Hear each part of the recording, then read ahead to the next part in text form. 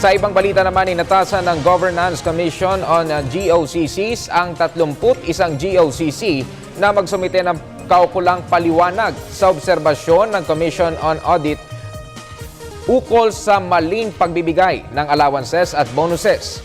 Sa 2013 COA report, nasa 2.31 billion pesos na bonus ay pinababalik mula sa naturang mga GOCCs.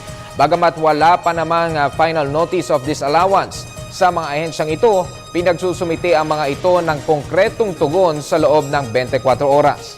Bagay ito ng requirement ng GCG sa GOCCs sa kanilang 2013 performance agreement na magbigay ng action plan para tugunan ang obserbasyon. Nasuri at nakipag-ugnayan na ang GCG kaugnay ng report ng COA maliban sa local water districts and economic zone authorities na wala sa jurisdiksyon ng komisyon at sa 3 pang GOCC.